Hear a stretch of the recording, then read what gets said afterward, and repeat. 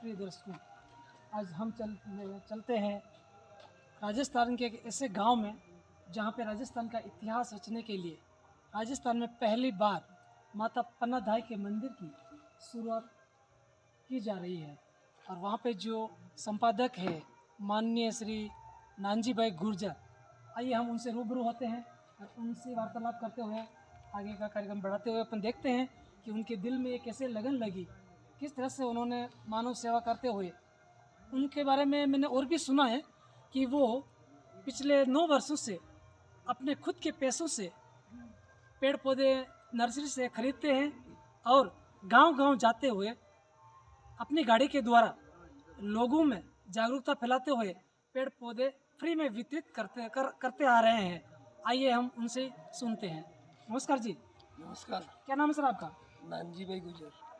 Sir क्या गांव है ये? गंगा सागर लखा जी की बगल है। इस गांव गंगा सागर में और भी कुछ मतलब बागले शामिल हैं? कितने बागले शामिल हैं इसमें? टोटल 6 बागले हैं। क्या क्या नाम है सर? लखा जी की बागल, जोरनिया, उद्दा जी की बागल, नौरा, वाड़ा, भमरी। वाह। सर हमने सुना है कि आप यहाँ से गत 9 से 10 सालों से कार्य कर रहे हैं जनता की सेवा के लिए और जनता में एक अच्छे कार्यकर्ता के रूप में आपको देखा जा रहा है। आपके दिल और दिमाग में बहुत ही अच्छी मतलब भावनाएं हैं कि आप जनता को जागरूक करते हुए अपने राजस्थान में पहली बार इतिहास रचाने जा रहे हैं। तो मैं आपसे वार्तालाप करवाना चाहता हूं कि आप बताइए किस माता श्री का मंदिर आप बनाने जा रहे हैं? माता पन्नाधाय के मंदिर बनाएंगे जी, तो इसके लिए सर आपने ट्रस्ट के जरिए कुछ काम शुरुआत किया है। क्या नाम है आपकी ट्रस्ट का? आशापुरा मानव कल्याण ट्रस्ट। जी, इसके अंतर्गत आप क्या क्या काम करते हैं सर? इसमें जो भी सेवा के काम होते हैं और जो भी युवा शिक्षा, संस्कार, पर्यावरण, रोजगार और विकास के जरिए जो काम उसमें आते हैं वो सारे ही काम किए जाते हैं जो मानव को शक्ति दिलाने के काम है। जी, ये जो मंदिर बन रहा है यहाँ पे मतलब जो भी योगदान है, कैसा योगदान है? पैसे का योगदान कैसे है? आप पर्सनल अपने हिसाब से जेब से खर्चा कर रहे हैं या जनता के द्वारा पैसे आ रहे हैं? 7 सालों से रजिस्ट्रेशन संस्था है आशापुरा मानव कल्याण ट्रस्ट। ये गुजरात का रजिस्ट्रेशन है जी जी। और ऑल इंडिया लेवल से हमने इसको रजिस्ट्रेशन कराया हुआ है। ऑल इंडिया में कहीं भी हम लोग किसी भी जगह कार्यस्थल बना सकते हैं। जी कहीं भी आप बोलो, किसी भी जगह पे कार्यस्थल बना सकते हैं, राजस्थान, यूपी, एमपी, कहीं भी। उस ढंग से मैं, मेरी कर्म भूमि वापी गुजरात है। जी। मैं वहाँ से आकर 7 से 10 साल से कंटिन्यूस में राजसमंद डिस्ट्रिक्ट राजस्थान के अंदर पर्यावरण जागरूकता अभियान पन्ना दही महाराणा प्रताप निर्मल मेवाड़ बनाओ, जी जी निर्मल जी। भारत बनाओ, यस। इसके ऊपर मैं काम कर रहा हूँ। मेरा उसके पीछे मकसद एक ही था कि हम पन्ना दही के नाम को घर घर कैसे पहुँचाया जाए। पेड़ पौधे लगाना मेरा मकसद नहीं था। मेरा मकसद है कि पन्ना दही को घर घर तक, छत्तीस समाज तक कैसे पहुँचाया जाए। तो पर्यावरण मात्र एक ऐसा सारा है, ऐसा एक सपोर्ट है जी कि उससे पर्यावरण भी बढ़ेगा और पन्नाधाय का नाम भी पर्यावरण से जुड़ जाएगा। अगर पर्यावरण से पन्नाधाय का नाम जुड़ता है तो हर व्यक्ति पर्यावरण से प्रेम करने वाला पन्नाधाय के नाम को याद रखेगा। जी जी जी। ये मेरा मकसद था। सर मैं आपके माध्यम से बताना चाह रहा हूँ दर्शकों को कि ये पन्नाधाय का जो मंदिर बनाना चाह रहे हैं आप, उसके पीछे क्या प्रयोजन आपका, क्या उद्देश्य है? इससे मतलब आने वाले समय में आने वाली भावी पीढ़ी को क्या सबक मिलेगा? क्या कारण है कि पन्नाधाय माता को इतना मान रहे हैं आप? मतलब भारत के लोग इतना मानते हैं, उनको पूजते हैं, दिल और दिमाग में सराहते हैं। इसके पीछे रीज़न क्या है? क्या कार्य है उनके, इसकी वजह से मतलब जनता उनको माता के रूप में मानती है? जरा दर्शकों को बताएंगे आप? मीराबाई भी एक रानी थी। जी मीराबाई से 40 साल पहले मेवाड़ घराने में पन्नाधाय ने दाई माँ का रूप, दाई माँ बनकर उदय सिंह को अपना पुत्र बनाया था। जी जी। और जब रानी साहिबा ने अपने 100 साल पूरे हो गए थे तो रानी साहिबा ने पन्नाधाय को वचन दिया था जी कि हे पन्ना, ये एक दिन ये अयोध्या तेरा बेटा कहलाएगा। जी। तो जब रानी साहिबा इस शरीर को छोड़ के देवलोक हो गई जी और पन्ना दाई ने उस उदय सिंह जी को बड़ा कर कर उसको राज गादी तक पहुंचाया। जी पन्ना दाई ने बोला मैं आज अगर उदय सिंह इस मेवाड़ का राजा अगर चला जाता है हाँ हाँ तो मैं दूसरा राजा नहीं ला सकती, लेकिन अगर चंदन को अगर हम चंदन का अगर बलिदान हो जाएगा तो मैं दूसरा चंदन पैदा कर सकती हूँ। जी इसके लिए उसने चंदन का बलिदान देके अपने राजा को, अपने मेवाड़ को बचाया। ये कौन थे चंदन? चंदन गुजर थे जो पन्ना दाई के पुत्र थे। यानी कि माता पन्ना दाई ने अपने देश के राजा को बचाने के लिए अपने खुद के बेटे का बलिदान दिया इस देश के लिए, ये कहना चाह रहे हैं ना आप? जी जी जी। तो फिर हमने ये विचार किया, जी जब मीराबाई उससे 40 साल पहले पन्ना दाई आई थी, मीराबाई आज विश्व में मीराबाई छत्तीसी समाज के जीवन पे है। जी उसका मीराबाई का प्रचार प्रसार करने में पूरा विश्व लग गया था, क्योंकि राजा महाराजाओं की टाइम में क्या होता था, समाज की बड़ी परिभाषा होती थी जाति समाज की। जी जी ये वो जाति का, ये वो जाति का, जाति के हिसाब से लोगों को उस नज़र से देखा जाता था। जी और मीराबाई का गुरु मेघवाल था, भलाई जिसको बोलते हैं। मेरा भाई के गुरु मेघवाल समाज से थे। हाँ, अच्छा। ऐसा हमने सुना है, मेरे पास प्रूफ नहीं है।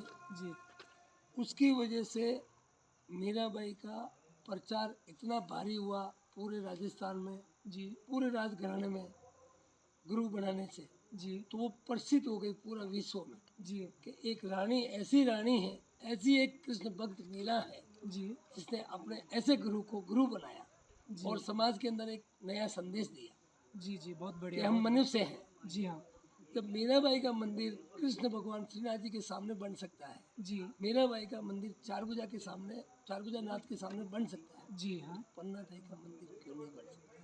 बिल्कुल सही बात है आपकी। लेकिन ये किसी ने पहल नहीं की, जी क्योंकि कुछ विकसित समाजों का ध्यान इस केंद्र में आया नहीं। जी हाँ इसके लिए पन्ना दाई के विचार और पन्ना दाई का प्रचार होने में थोड़ा लेट हो गया, 500 साल लेट हो गया। जी जी बिल्कुल सही कहा सर आपने। यह सच है सर कि हजारों मील लंबी यात्रा शुरू होती है सिर्फ एक कदम से, और ये पहला कदम आपने उठाया है, ये मैं जान चुका हूँ और दर्शक लोग भी देख रहे हैं। मैं ये और भी बता रहा हूँ कि आपका ये सोचना बिल्कुल सही है कि कृष्ण भगवान को कौन नहीं जानता है। भारत के कोने कोने में, घर घर में गीता सबके घर में है, सब पढ़ते हैं। कृष्ण भगवान तो एक ऐसे महान पॉजिटिव विचार वाले भगवान हुए हैं जिनकी सोच में ज़मीन और आसमान का अंतर था। एक कहावत के द्वारा मैं व्याख्या करना चाहता हूँ कि महाभारत के समकालीन युग में लोगों का ये मानना था कि कर्ण का पलड़ा अर्जुन से भारी था, लेकिन दोनों की जो सारथी थे उसमें जमीन और आसमान का अंतर था। कर्ण का जो सारथी था उसका नाम था शल्य, जिसका अर्थ होता है डर, झिझक, संकोच। वो बार बार रणभूमि में यही कहता था कि हे कर्ण, तुम्हारा पाला एक ऐसे जबरदस्त योद्धा से हुआ है कि तुम हारोगे हारोगे हारोगे हारोगे। ये कह के उसके दिल में एक डर की भावना पैदा कर दी, और उसी भावना की वजह से, उसी सोच की वजह से कर्ण की हार हुई थी। जबकि अर्जुन महाभारत के युद्ध में कृष्ण भगवान के सामने बार बार यही दोहराता था कि हे केशव, हे पार्थ, मैं कैसे अस्त्र चलाऊं, कैसे शस्त्र चलाऊं। इस रणभूमि में जो भी मुझे सामने दिखाई दे रहे हैं वो सब मेरे अपने हैं, मेरे गुरु हैं, मेरे भाई हैं, मैं उनको कैसे मारूं। यानी कि वो इतने नेगेटिव थे कि उन्होंने युद्ध से पहले ही अपने अस्त्र शस्त्र वहाँ पे नीचे डाल दिए थे। लेकिन कृष्ण भगवान एक ऐसी सोच रखने वाले महान योद्धा, भगवान, गॉड कहते हैं अपन उनको, और हकीकत में है। उन्होंने नेगेटिव में भी ऐसी सोच पैदा कर दी। अर्जुन को बार बार यही कहा कि हे पार्थ, तुम क्या जानते हो, तुम सिर्फ कर्म करो, कर्म की पूजा होती है, ये सब ऊपर वाले का खेल है, तुम सिर्फ कर्म की चिंता करो, फल की चिंता मत करो। उसको इस तरह से पॉजिटिव करते करते करते करते एक नेगेटिव को पॉजिटिव बना करके उसके साथ में कृष्ण भगवान की सोच के जरिए वो पॉजिटिव बने अर्जुन। अगर ऐसी पॉजिटिव सोच रखने वाले और ऐसे जुनून से कार्य करने वाले नानजी भाई ने अगर ठाना है कि मुझे ये मंदिर बनवाना है माता पन्नादाई का, और आने वाले समय में पब्लिक को ये संदेश देना चाहता हूँ कि इस देश को बचाने के लिए एक ऐसी माँ थी जिसने अपने बेटे की बलिदान दे दिया, और अपनी आंखों के सामने अपने बेटे को तलवार से मौत के घाट उतारा गया, और उसकी आंखों से आंसू तक नहीं निकले। अगर वो उस समय वहाँ पे आंख से आंसू निकालती तो सामने वाले सैनिकों को शायद ये पता चल जाता था कि इसकी आंखों से आंसू आने का मतलब क्या है, ये इसकी संतान है या राजा जिसको हम मारना चाह रहे वही है। यानी कि उसने अपने दिल को ऐसा कठोर किया अपने देश के राजा को बचाने के लिए। उसी की याददाश्त में आज ये मंदिर बनाने की सोच श्रीमान नानजी भाई ने रखी है। इनके जो भी विचार हैं बहुत सराहनीय हैं। आने वाले समय में आने वाली पीढ़ी को सबक सिखाने के लिए कि देश को बचाने के लिए माताओं और बहनों ने क्या क्या नहीं किया है, ऐसा जुनून और जज्बा आने वाले समय में एक प्रचारक के रूप में जाना जाएगा। और साथ में मैं नानजी भाई से ये भी जानना चाहूँगा कि सर, आप जो पिछले 8 साल से पौधारोपण जो करवा रहे हैं उसके पीछे आपका क्या मकसद है, जरा दर्शकों को बताएंगे? मकसद मेरा मकसद एक ही है, पर्यावरण जागरूकता लोगों के मन में बढ़ाना जी जिसे पर्यावरण के प्रति प्रचार करना जी और पन्ना दही के प्रति प्रचार करना जी और महाराणा प्रताप के प्रति प्रचार करना। जी हम यहाँ पे पन्ना दही, महाराणा प्रताप, देवनारायण नर्सरी बना रहे हैं 3। जी जी उन नर्सरी के साथ साथ हम लोग पन्ना दही के मंदिर का निर्माण कर रहे हैं, जी करवाएंगे। जी पन्ना दही का निर्माण और देवनारायण भगवान का निर्माण ऐसी जगह पे करवा रहे हैं, हिमालय पर्वत में।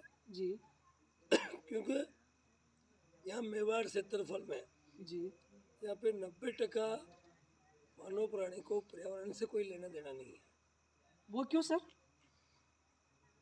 हमारे यहाँ बहुत पेड़ पौधे लगे हुए हैं, जी हमें रोपने की क्या जरूरत है। जी वो एक पेड़ पौधों में मेहनत लगती है, जी। पेड़ पौधा बड़ा करो यार, अपने औलाद को बड़ा करो। बिल्कुल सही बात दोनों है सर, में बच्चों की तरह समय- पेड़ पौधों को पालना पड़ता है सर, ये बात आपने दोनों में बिल्कुल सत्य सत्य वचन सर आपका। समय और धन लगता है जी हाँ दोनों के लिए, जी और समय और धन वर्तमान समय में अपनी औलाद को पालने के लिए भी नहीं है लोगों के पास। जी तो पेड़ पौधों में कौन ध्यान देगा? तो पेड़ पौधों से क्या क्या आयुर्वेदिक दवा, जड़ी बूटी, हवा, ऑक्सीजन, क्या क्या चीज़ पेड़ पौधों से तैयार होती, इसके बारे में हमें यहाँ के किसान परिवार, मजदूर, बीपीएल परिवार, इन सबको हमें ध्यान देना पड़ेगा। बहुत खूब सर, बहुत खूब। उन तक जानकारी पहुँचानी पड़ेगी। जी जी अगर जानकारी किसी के पास होगी कि मेरे को यहाँ से बम्बई जाना है, तो बम्बई जाने के लिए नाथद्वारा से बस पकड़नी पड़ती है जी हाँ या राजसमंद से पकड़नी पड़ती है, जी तो वहाँ जाएगा तो बस मिलेगी जी और वो बम्बई पहुँचेगा। बिल्कुल सही बात है ना। और अगर बम्बई जाना है ना, वो बोलेगा मैं कहाँ से जाऊँ, कुमलगढ़ से जाऊँ, तो नहीं जाएगा, जी तो उल्टा पहुँच जाएगा। जी तो हम सिर्फ पर्यावरण के प्रति लोगों के बीच में एक जानकारी पैदा कर रहे हैं, जी जिससे हमारा भविष्य में आयुर्वेदिक दवा की आने वाले समय में बहुत ज़्यादा जरूरत पड़ने वाली है। बिल्कुल सही वचन सर आपका। और वैसे देखा जाए तो कि पहला सुख निरोगी काया, आज जो भी अपन जी रहे हैं इस जीवन में, अपन जो सांस ले रहे हैं वो ऑक्सीजन गैस है। वो ऑक्सीजन गैस आखिर पर्यावरण से ही आ रही है। अगर ये ऑक्सीजन नहीं देंगे तो अपन कहाँ से लेंगे? वातावरण इतना प्रदूषित होता जा रहा है इस युग में कि उसको सुधार, मतलब उसमें कुछ बदलाव लाने के लिए पर्यावरण पौधारोपण तो बहुत ही जरूरी है। ये आपका बिल्कुल सही वचन है सर। अब हम इस मंदिर का नींव हमने भरा है, जी। सूरज कुंड वाले बावसी जी काका साहब, शासन, काका साहब, देवजी काका हाँ, शासन प्रशासन और जी। काका साहब, गणेश परमार साहब, जी कोटियारा राव जी, जी करीबन बहुत सारे लोगों के हाथों से नींव बनी गई है। जी सुरेंद्र सिंह जी एमएलए साहब, जी और भी जितने भी शासन प्रशासन में बैठे हुए सभी बुद्धिजीवी और सभी जितने भी लोग हैं जो इस धरती के लिए, इन गाँवों के लिए विकास का कार्य करते हैं, जी हाँ सभी लोग इस काम में हमारे को आशापुरा मानव कल्याण ट्रस्ट के साथ रहकर इस काम को करवाने में हमारी संस्था के मददगार बन रहे हैं। और इस गांव के विकास के लिए, गांव के लोगों की मदद करने में सरकार और शासन प्रशासन दोनों मेरे साथ हैं। जी। तो सर, इस जनता के लिए आपका क्या मैसेज है? जो राजसमंद डिस्ट्रिक्ट मेवाड़ क्षेत्रफल के जो भी हमें समझते हैं, जानते हैं, जी